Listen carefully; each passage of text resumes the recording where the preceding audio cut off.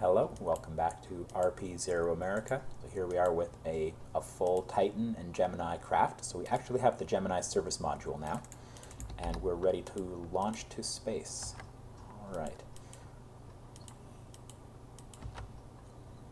So with this Gemini service module, I'll just store you. So the camera keeps prompting me to, hey, you've got camera pictures. Hey, you've got camera pictures. I don't need to send camera pictures from 50 meters above the ground. So I'll just store it and deal with it later and take actual pictures from orbit. So we've got, we're using the same launch vehicle we've used on our previous Gemini missions.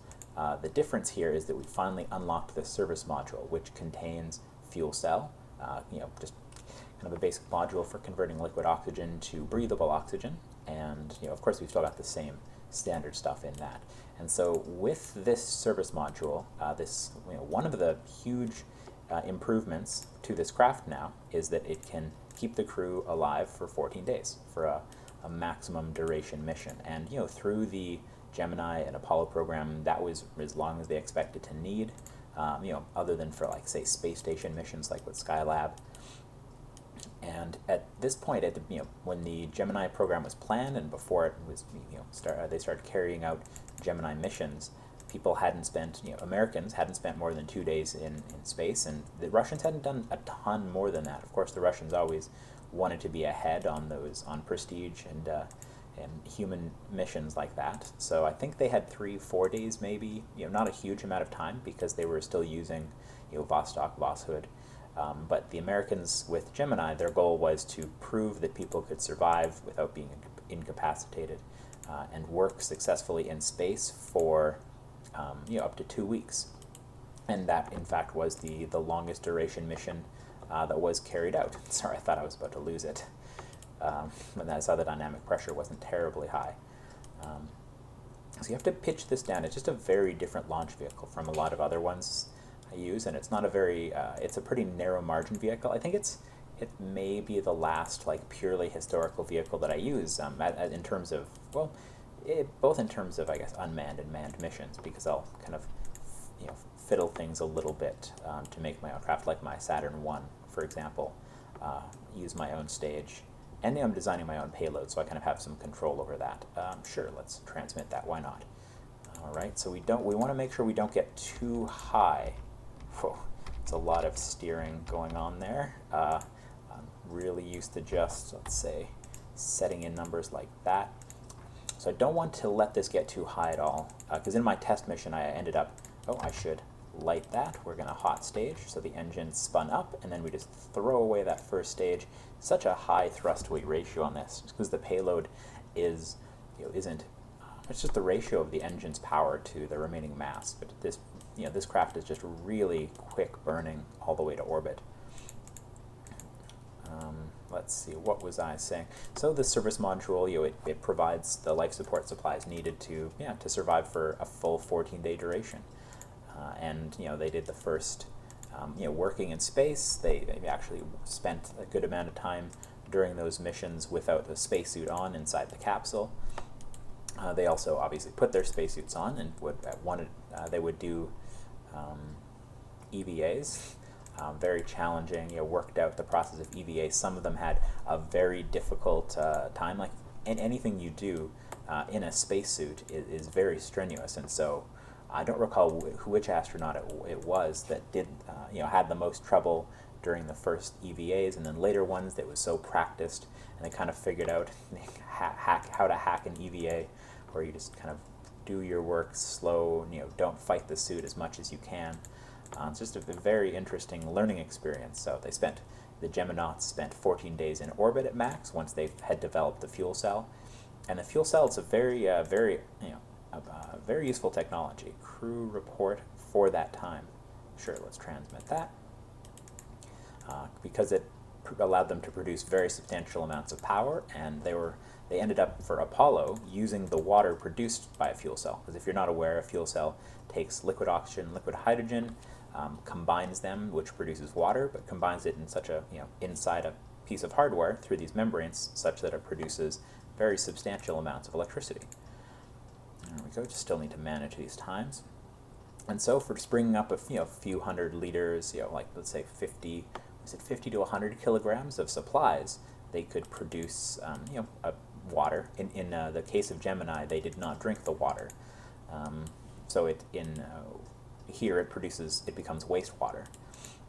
But during Apollo, they did make use of that, so it's a consumable you already need to bring along anyway. So you either bring along water or you bring along liquid hydrogen, liquid oxygen, and turn it into water, and you get the benefit of creating electricity. So either way, you get water, but by using a fuel cell, it kind of gives you this double benefit, which is very useful. So it looks like we're coming to a good orbit. We're out of the atmosphere now.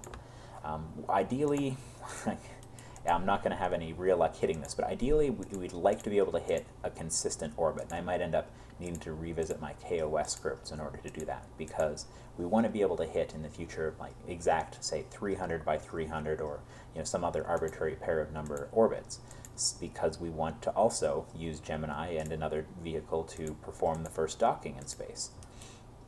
Because docking is also another very crucial technology that they wanted to demonstrate before sending people to the moon for Apollo. Alright, so we're approaching orbits, so I'm just going to shut down my engine. Nope, looks like the engine ran out of fuel before we made it to orbit. Okay, fair enough. I must have not steered very well. Alright, so if we dump that, so another thing, the service module, it can control its orientation through those little RCS thrusters, and it can also thrust forward. So as far as I'm aware, no Gemini mission actually did what I'm currently doing, because they were far better at getting to orbit, although I have a pretty heavy payload. However, by burning a bit of this fuel, since in this mission I'm not planning to rendezvous with anything, there's nothing in orbit, and I'm not sending anything up with it, you can actually see now, it doesn't take a whole ton to go from just barely suborbital like that to getting into orbit. So the Gemini is had a lot of redundancies. It's a very interesting vehicle because it has this service module, which it's able to thrust me into orbit. It could potentially do the same thing. The reverse, it could potentially be used to thrust you out of orbit. Just if I was burning the opposite direction, it would lower my orbit. And it also has this, it has a set of 4 solid engines here for deorbiting. So it's just a really well designed and thought out vehicle. And in practice, it was designed, I believe the design started after the design of Apollo, which at least in the drawing board stage and everything started in like late 60 and 61, 62, because they needed to meet the Kennedy goal, right? So let me try to tell it to pitch up a little bit here, and it's actually using the RCS ports on this thing.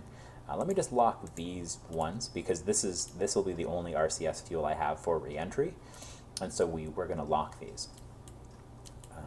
It's interesting, the analogy of how kind of nicely built, designed the FASA Gemini is. It's certainly not a perfect visual model by any stretch of the imagination. However, locking these, there's kind of good precedent for that, because this is kind of a reserve fuel you'd need, because you have 2 different engines you could use to return the craft to Earth, but you really need this in order to kind of orient your craft for re-entry, as well as to control your craft. Once you've done your deorbit burn, and then you dump both the service module and you dump this likely expended or potentially failed solid engine block. And once you've done that, this is the only RCS fuel you have left. So you have this reserve RCS fuel for that, and so they really would not touch this at all, because it was the only way to orient the capsule properly for re-entry. And what was it? I believe it was, I'm having trouble remembering at the moment, but either Neil Armstrong or Buzz Aldrin did a Gemini docking with an Agena, and they spun out of control and actually nearly died. And during that, they kind of recovered the vessel through some quick thinking using these propellants. And they decoupled from the Agena. They solved the problem of spinning up faster and faster by using some of these propellants. And so they of course had to come home, because once you touch these fuels, you need to make sure that you're going to be able to come back safely. So I'm using a pretty good amount of the propellant here to finalize my orbit, just because my ascent was so bad. On reflection, in using the Titan to bring the Gemini to orbit, you want to pitch down like really, really aggressively. just because it's so slow, so quick burning. And the flip side of that is you don't want to, of course, you don't want to do it too much. You could still potentially pitch down too aggressively, because then you don't get enough altitude and you're moving too fast in the lower atmosphere, and you'll damage your craft, lose lose energy to the atmosphere.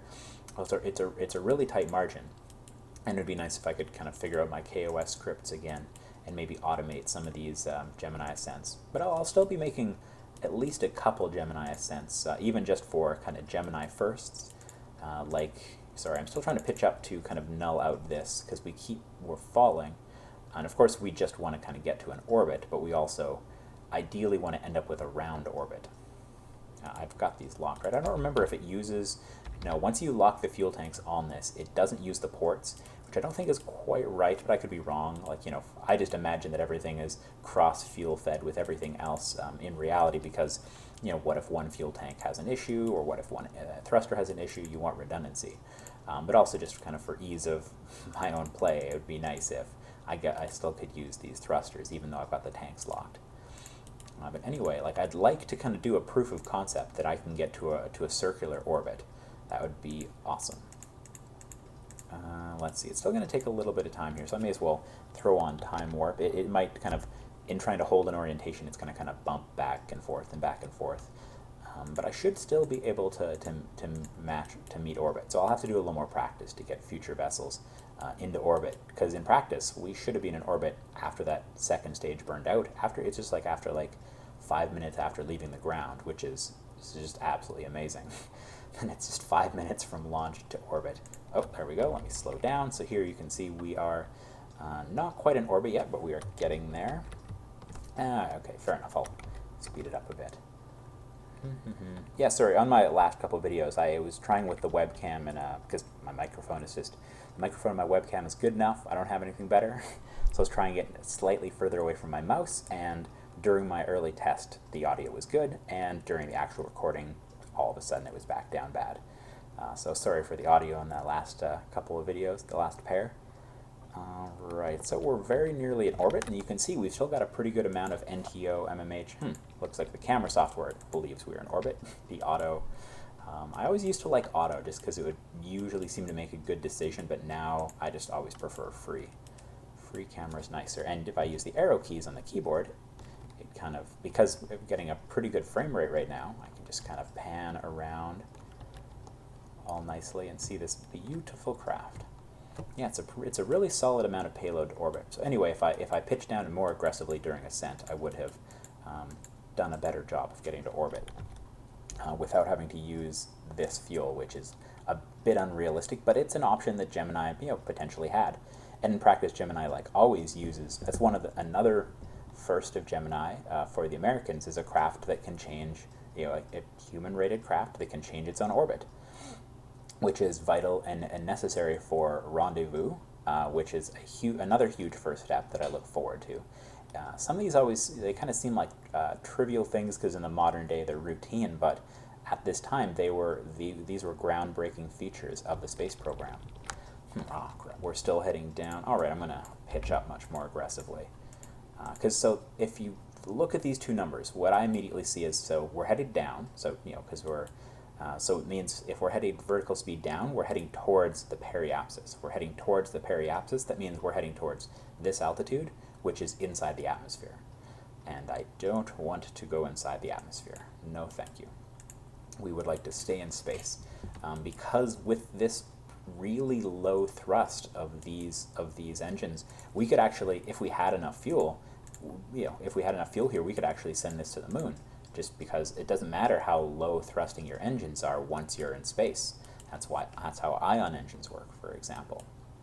Right, you can get away with using little RCS thrusters once you're finally in space. You don't need such a high acceleration like you do on the way up to orbit. However, once the atmosphere starts eating away at our speed, those kind of forces are no longer nicely balanced. Alright, so I really want to null these out. Let's see, let's pitch up just a little more. Yeah, so you need to be able to match the orbit of whatever your rendezvous partner is. So you go from so all the first of the Gemini program were just really impressive from my perspective. They did the first duration missions of 14 days for America. They had many astronauts do EVAs, extravehicular activities, so that proved a spacesuit that was proof against the vacuum of space, could keep the astronaut alive. I believe on an umbilical. They kind of experimented with an RCS like for the astronauts, so they could kind of maneuver themselves around. They certainly had a lot of difficulty with that, but it was the first experiments, and which would lead to future and better things. What else? Oh, see, we've dipped below 140, which is where the atmosphere comes back together. So we definitely want to. That's why I pitched so far up, because I saw that we were approaching 140. First, fuel cells for the craft, which gave it the ability to last for 14 days, and the service module has engines such that it can adjust its own orbit, kind of on control and on demand. It's a very, very capable craft. And so first thing we will want to do beyond this with this craft is, after we complete today's mission, will be rendezvous. So we will send this craft up and have another craft up as well. Not sure of the order of them, what's easiest for me. And with two craft in orbit, we want them to, they need to precisely be in the exact same orbit at the kind of matched in time, because you could have two craft in the exact same orbit, let's say 200 kilometer by 200 kilometer, exact same inclination. But if they're at different spots on that orbit, they can be at the same orbit all they want, and they will never see each other, which is very strange to think, but it is true. All right, I'll get this to, let's say, 210, 250, because we're really just gonna, what is it, in for a penny, in for a pound. We've spent most of the service module fuel, so I may as well just kind of make it a little easier on myself, kind of give ourselves a thrust up, such that we can what we'll want to do is get to 250. Once we're at 250, burn again to round out the orbit. And basically, the higher I set my goal here, let me pitch a little lower, let's say. The higher I set my goal here, ooh, that's actually coming down. Oh, I think it's maybe because of the RCS thrusters changing their orientation. Yeah, because those thrusters are relatively powerful compared to the very mild engine on this. Let's see. So we want to rendezvous. We need to be in the exact same orbit as a vessel we're targeting to rendezvous with. And so let's say in history they threw up the Agena target vehicle. So they used an Atlas Agena to put an Agena, which we've used for plenty of probes and other things, as was done historically as well. And so that's placed into orbit, and this craft is also placed into orbit, and you want to get them on exactly the same orbit and match their time such that they rendezvous. And that is a pretty, I find that to be one of the most kind of, oh, let me shut that down. Close enough to 250. I find that to be one of the most challenging and paradoxically relaxing things to do in KSP myself, is to rendezvous two craft. And so after that, Gemini did a number of rendezvous. I don't remember what happened first. Sure, let's transmit it. It's a Geiger counter, so we want to be able to capture more of those Geiger counter readings in the future and transmit them back. So here, it took us 20 minutes to reach orbit, and we're already over Africa, which is not the way it really is with Gemini at all. So I don't know what Gemini rendezvoused with first, whether it was another Gemini capsule, if they sent up a Gemini and Gemini. I think it's more likely that they kind of had attempted a launch and docking, so they attempted, got them into the same orbit, a Gemini and an Agena target vehicle, but were unable to get them to dock. But it could have been either of those. Really, they accomplished both of them, and just kind of the cleverness of those missions. Like, there's no real reason to get two Geminis into rendezvous distance, because in practice, beyond that, they can't dock. They're not going to be able to. I believe that their life support is supplied by an umbilical, so they can't switch an astronaut between the two craft, for example. So there's no other reason to do it other than to demonstrate you can, kind of prove the capacity, because that's the way that's the smart way to move towards a goal, is to kind of think of a slightly lesser goal and kind of proof that you can do it. Sorry for making you watch the craft tumble, but hey, the earth looks beautiful behind it, doesn't it? There we go. And do I have it in the dark? Here, let me brighten this up a bit. Sorry about that. It looks brighter on my screen, but that's just my eyes and the room. All right, so we're at, there we go, we're at Apo. So let's just come on. Oh, it's because I don't know which KSP this started happening at, but now, okay, let's point prograde. But now if I have the mouse hovering over a window, like a MechJeb window, for example, it won't take my keyboard commands, which, I don't know, maybe that solves other problems that I've been complaining about. It's hard for me to really judge, but I do know that it's currently very annoying in the heat of the moment. All right, so let's just try to circularize to about 250 by 250, but like, you need to have your orbits absolutely exact to be able to rendezvous with another craft in practice. And so Gemini rendezvoused with another Gemini. It rendezvoused a number of times with the Gina vehicles, and there was another, like a, was it if you Google like Gemini and the Angry Alligator, they had a failure of an Aegina target vehicle, and so they sent up a substitute. And that substitute, because it was kind of prepared on short notice, as they hadn't really planned to use that as a target for Gemini for docking or rendezvous, they weren't able to dock with it because the fairing to cover the docking port on I think it was called the ADTA, something like that. You know, lots of acronyms in NASA. At the moment, I don't remember the meaning of that one, but it was prepared last minute, I believe. So the fairing to cover it during launch, of course, you want it to release so the docking port is accessible. And what ended up happening was that it was not accessible because it was the Angry Alligator, in that it the fairing for it came partially off, but I believe it had still been strapped closed, and so that strap was holding it closed, and so they didn't want to approach it too closely. You know, of course, the astronauts. I should actually see if the audio from that mission is available. So it'd be funny to hear the astronauts trying to convince mission control, "Come on, we can do an EVA. We can get that cover off." But you know, it's a sharp metal strap. It could damage your umbilical. It could damage your spacesuit. It just wasn't worth the risk. So they succeeded in rendezvousing with that target, but were unable to dock because the docking port was covered up by the fairing. But you know, you set huge goals like that for yourself and for the space program, and you know, sometimes you don't get them on the first try, but you know, you learn a lot by trying. They got very good with rendezvous. I find even in KSP, like rendezvous and docking in real solar system is an absolutely extreme challenge, but in my opinion, a very enjoyable one. Let's see. So we're kind of failing to get a precise orbit. Oh, okay, forget it. That's good enough. But you know, again, I could wait until we're at an apoapsis or a periapsis and then just round out those numbers. And ultimately, it's the kind of one of the first things I'm kind of thinking I'd benefit from speeding up the video, because it's going to take so much, like, you know, kind of Bevo style, although, you know, Bevo is an amazing video editor. I have none of those skills, because launching a Gemini and then precisely getting into a certain orbit, you know, launching a target, getting it precisely into an orbit, and rendezvousing them is going to take a long time. So I'll have to figure out how that'll end up turning into videos. Maybe it'll just end up being a long video with a lot of silence. So maybe maybe I'll actually turn the audio on in the game, because I never do that. Let me try that right now. Let's turn on the audio.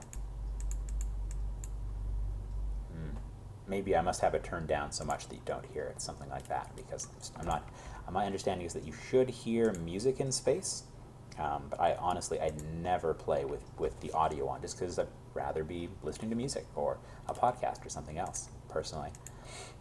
No offense to the people who work on the audio for the game, of course. It's the way I've always played games. So we're, you know, in a not too bad of an orbit compared to really anything else we've launched. Relatively circular, but with a little bit of time that I won't make you wait for, we could get it extremely circular. We can get to exactly 250 by 250 or whatever. Really, the trick is matching inclination of two craft that you've launched, because you know, there's the inclination of the launch site. So that's ultimately why I started working on KOS scripts. So let me just, ultimately we want to do a mission here. So let's just do what we can to carry that out. Science data, great, I got that contract. I figured I'd be able to get that. Yes, we completed a vessel. So let's look at our contracts. So, as the silly little trick I've learned from watching a Nathan Kill video, I can just compress that, because I don't have 3 people, so no chance this craft could accomplish it. I'm definitely not going to 500 kilometers. 3 days, yeah, we're totally going to do 3 days. We're not going to hit that speed. Those are kind of related, altitude and speed. Science data, yeah, we've already accomplished that, and I don't know why it thinks we haven't completed the spacewalk. Recovery transmit. Maybe it didn't like that I didn't transmit it, because I might have flown before with... let's send out Kathy. Oh, let's make the craft stop rotating first. Derp. All right. Oh, we're going to do the first spacewalk that the game thinks, but I'm pretty sure I've done one in a previous video. Apologies, my memory is terrible. I'm just not having enough time. I'm doing videos pretty intermittently recently, with whatever free time I gather. Decouple. But I'm pretty sure I've done an EVA, it just for some reason didn't trigger the experiment. So fair enough, view EVA, so let's send her out. So orbit, perform an EVA and make a report. Experiment EVA report indeed. Yep, we've done it before, and B to board. I will not let go. Not this time. So just enough to get that. So collect science, experiment, recovery, transmit. Okay, so let's go review stored data, EVA report, and transmit. I'd also kind of like if there's a number of windows where I'd prefer that, say, one was in front of the other. I'd wish these windows were closer to the viewer, in terms of layered objects, than, say, the MechJeb window. So in theory, that should complete it. Awesome, it completed it. That is great. So let's just do the 3 days. Why not? So in practice, Gemini could do 3-day duration without instead of sending up the ooh, it's pretty, as I always like to watch. Is that America? Why not? That might be America. Yeah, that's Florida. America's genitalia. We definitely just flew over America. All right. So in practice, you could do 3 days and 4 days, maybe 5 days with batteries on a Gemini, which is kind of what my previous missions were like. My previous Gemini. So let's just let it tumble, because there's currently no harm, as Nathan Kell mentioned in a previous video, so he can probably tell if he watches this that I'm catching up on his videos. A beautiful thing about using fuel cell is it doesn't matter how your craft is oriented in relation to the sun, which is in part why I do like to cheat persistent rotation when I have solar panels. I'll point the craft ideally and then have it null out any rotations or whatever. Is that the bridge between North and South America? My guess is I'm currently going over South America. Let me check that. All right. I watch, I think I've said this in the past, but in the background while I work, at my real work, I will have a big screen with the video from the ISS, and so I'm starting to recognize world features with cloud cover, day or night, etc., which is really interesting. It's an interesting skill to develop, recognizing Earth from space. As they say, there are no dividing country lines from space. Well, I guess they just haven't watched the Earth long enough, because I'm like, yep, that's America. That's the border between this part of America and that part of Canada. Just you start to recognize things, which is neat. All right, so let's do just the 3-day duration. Is that what this is for? Nope, they're happy about the spacewalk. Okay. So I think my next kind of planning. Another thing that kind of slowed me down of making this video was, for some reason, my my Saturn 1 craft just wouldn't load, and it kind of made me pay for the fact that I had never actually built it properly the way I would want to build it, as in building and saving the stages as subassemblies, because now that I've actually had the time and taken the time to do that, even if the game kind of screws me on a craft file, I'm able to just quickly reassemble it from subassemblies. So, lesson learned there. That's pretty much all the science here. So we're just going to wait the 2 days and then do re-entry. And depending on kind of how long this video goes, you may get to watch my re-entry attempt, or you may not. So an advantage of this craft that's able to do 14 days when we're only, in practice, we're going to do... Sorry, see, that just makes me dizzy. I don't know about you guys. So I'm just going to click on the Earth so that it gently rotates as days go by, rather than just running around like a meth head holding a rope. It just goes in circles and circles. All right, so we're about to complete that. Awesome. So a nice thing about that duration, we could aim for the 7 days too, but I'll leave something for my future Gemini missions. Why not? Even if I don't end up recording them. I'm going to do a number of Gemini missions, so I don't think this is going to give me a huge ton of cash, so no huge reason to do it now. So I will just come down when I can come down during daytime in the Pacific, which looks like it might be now, actually. This is the Pacific. Looks like a good chunk of it is in daytime, so awesome. One thing I still need to note is exactly how much delta V the solid of this engine does. I probably just need to watch one of my previous videos, which I keep telling myself is the real reason to one of my real reasons for making these videos is to help my own memory, which is awesome. As I can go and check exactly how much delta V it delivered, because I'm sure at some point in the past I made a guess, I was wrong, and then I made a better estimation of that guess. So the Earth will rotate a bit, so this will get me close to California. I might actually be able to see California. In theory, the FASA Gemini survives a land landing, so, why the hell not? Let us try to land very close to California. All right. And I probably should have done that burn a little differently as well, but because this, we can do re-entry mode, like usually I won't just do it directly backwards, I'll also kind of pitch down. But that'll be good enough. This will definitely be in the daytime, definitely Pacific area, so good enough for me. Let's see, and because it's not a real engine, it's not a modeled as an engine here, I don't think MechJeb would carry out the mission. Oh, and let's see if orientation, I don't know. The way things appear in here are just confusing sometimes. I think Nathan Kell was discussing that in one of his videos, but I just don't quite understand reference frames in this kind of view. But I have noticed in some of my previous videos that momentum enable SAS to use this mode, rotation momentum. I want neither. I don't know. I just want to be able to shut. I can't. There's nothing telling me that I'm switching back and forth between modes when I click here. But I'd like still to have the ability to enable SAS to disable it when I go to time warp. Okay, we're approaching that node. Like I said in a previous video, like just 1 or 2 seconds off of your intended burn has a pretty substantial effect. So I'm assuming that was some part of Asia or Australia. In the dark. I wonder what the what my rotation rate is here, because it looks slow even at this, and this is what, at 10x. So let's see, let's pick up the rotation. So here at this orientation, it was like 10-20 seconds in. Yeah, it's about 1 minute per rotation right now. Pretty close to 1 minute per rotation. All right, so 4 more minutes. So rotation. Okay, and I need to make sure the engines are pointed in the appropriate direction for this, which is that way. Yeah, if you ever design your own craft, and on some you have the retro engines pointing up, and some you have them pointing down, like in some of my kind of homebrew Mercury light capsules, I have them pointed up. It's bad. You need to make sure you check the orientation of your engines and your capsule first. Shout out to Agathorn. he did a bad thing at some point recently. All right.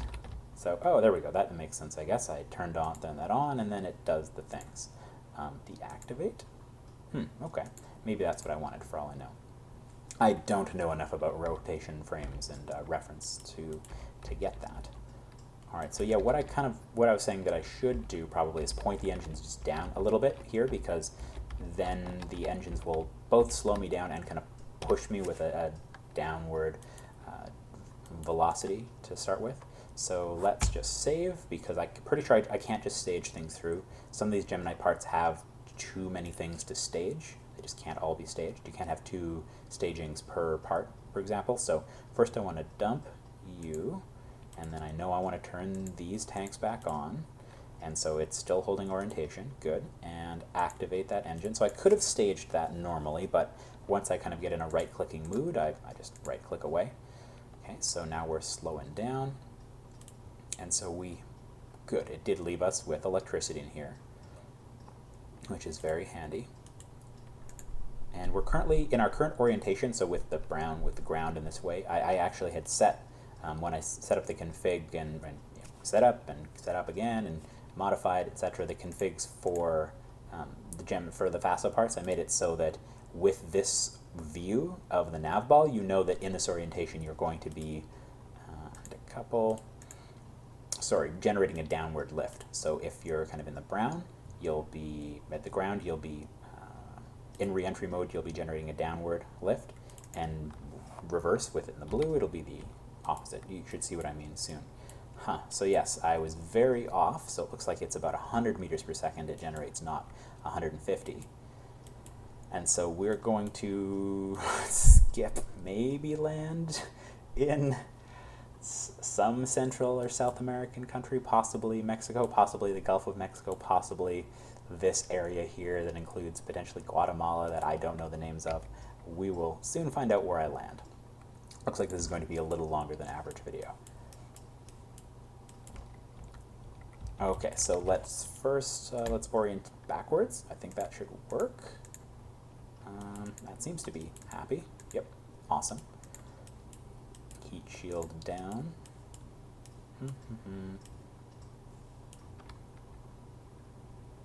Okay. And that will hopefully be stable enough until we start to get a little bit of bite, but if not, I'll come out of time warp. Apologies if you keep hearing a little bit of bump. That's part of the downside of the webcam microphone being where it is right now, where it gets as good of audio as I ever give, is that it's pretty close to my left hand. So I did a test once with it on my shoulder, and the audio was great, but during that short test alone, it did fall off my shoulder, which would basically ruin a video the way I do videos. So yeah. Apologies if you'll never get good audio out of me, because all I've got is this webcam mic. So the clouds are looking very nice, fair enough. The water looks a little suspect. Looks like maybe the water disappeared. That sometimes happens with Eve, RVE, whatever. I'm seeing the ground under the ocean, I think, but good enough. Or at least it looks modeled in such a way that that's kind of what I think I'm seeing.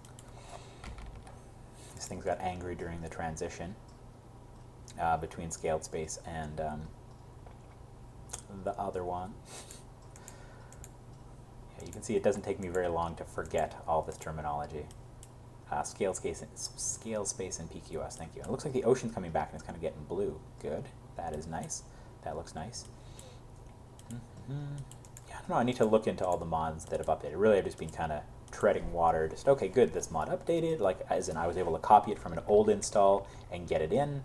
That is awesome. Oh wow, it's actually kind of, there's enough, maybe the Rocky Mountains or things, you can actually see, at least I can see at least a pixel or two, a couple pixels of worth of hill and mountain and such, which is rare because the Earth is very flat compared to compared to Kerbin in terms of the radius and how high the biggest features of the planet are. You usually don't see things jutting out, the land jutting out like that. Yeah, there must be enough tall things. So actually, it looks like we are coming down about where we had wanted to. There used to be a mod that would actually give you a good idea of that. Here, let me turn on re-entry mode now that we're really biting the atmosphere. Turn descent mode on. And we don't want to be that way, since we're sinking so much and we had re-entry mode off before, and G-force is already coming up, we want to get a bounce. So we'll point this way. See, we've got it pointed up into the blue, which means up. I just wanted that to be consistent with both the Gemini and the Apollo, so that's how I configured it. At the same time, it'd be probably more ideal or realistic if we don't land on land, and so that's also in part why I let the G-forces get so high. Yeah, I'm still kind of thinking out various options for doing moon missions. So Saturn 1 might potentially have enough throw to throw a Gemini and payload on a flyby of the moon. I'll have to do some experiments in that, and then kind of think on larger launch vehicles like a Saturn 3. Oh, I can't remember the exact designations, but I think it's a good idea. Kind of an intermediate between the Saturn IB and the Saturn 5 for my mission. So it's kind of ahistorical but interesting. Because with a Saturn 5, you can actually do Gemini direct, which is cool. But I've done that before myself, so I'm a little less inclined to do that. It's a really cool mission to do. If you've never done it, I highly recommend you do it. It's super fun to do a direct lunar landing mission, like once you get an appreciation for realism overhaul, because it's just ridiculously easy to do a direct crewed landing on Moon. But you know, even even a Saturn V Apollo with LEM mission takes a huge launcher, so it's quite a challenge in real solar system to do a direct lunar landing and return. So props for that. And I think it looked to me, kind of from Nathan Kell's videos, he kind of spreads out the discussion through many long videos, but I believe it seems like he's going for multiple launches, which is really cool. He's doing multiple launches. I think the lunar lander will go out on its own launcher and will meet the crew and the return capsule in lunar orbit, which is, you know, kind of a bit of a risky plan, but it's a cool one, and I think it would have been definitely could have been viable historically as well. Just risky. But there are many abort options. Like, just kind of going over the details of various mission profiles I find interesting. I don't know if you all find it interesting, but for example, for Nathan Kell's version of things, if you use a launcher that's big enough to send like a crew and a service module, and it's able to, say, slow itself down into lunar orbit, if your lander didn't make it or you're unable to rendezvous with your lander, you still kind of have a backup, right? You still have the option. So we're at about getting to cloud level, so that means I should probably start preparing to, there we go, to slow down.